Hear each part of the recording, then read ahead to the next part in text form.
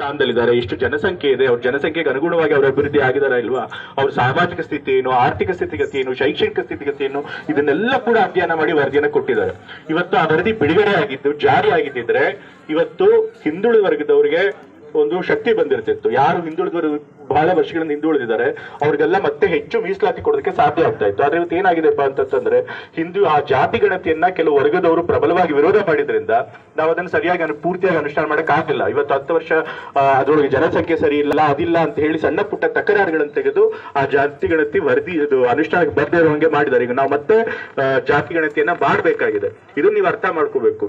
ಈ ಜಾತಿ ಗಣತಿಯಿಂದ ಬರೀ ಜನಸಂಖ್ಯೆ ಮಾತ್ರ ಗೊತ್ತಾಗುದಿಲ್ಲ. ಜಾತಿ ಗಣತಿಯ ವರದಿಯ ಅಂತಿಮ ಉದ್ದೇಶ ಏನಪ್ಪಾ ಅಂತಂದ್ರೆ ಹಿಂದುಳಿದ ವರ್ಗದವರಿಗೆ ಅವಕಾಶಗಳು ಹೆಚ್ಚಿಗೆ ಕೊಡಬೇಕು ಅಂತ ಹೇಳಿ.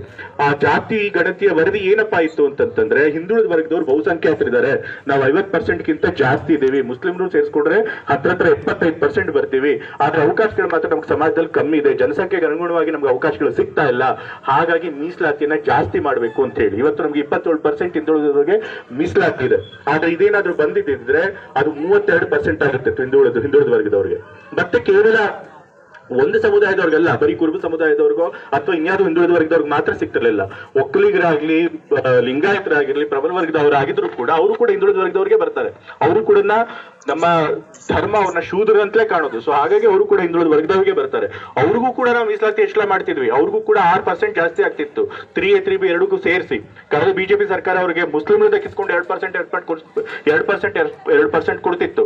ಆದ್ರೆ ನಾವು ಅವ್ರಿಗೆ 3%, ಇಬ್ಬರಿಗೂ ತಲಾ 3% ಕೊಟ್ಟು 6% ಮಾಡ್ತಿದ್ವಿ. ಆದ್ರೂ ಕೂಡ ಮೀಸಲಾತಿನ ಹೆಚ್ಚಳನ ಜಾರಿಗೆ ತರಲಿಲ್ಲ. ಮತ್ತೆ ವ್ಯವಸ್ಥೆ ಹೇಗಿದೆ ನೀವು ತಿಳ್ಕೋಬೇಕು.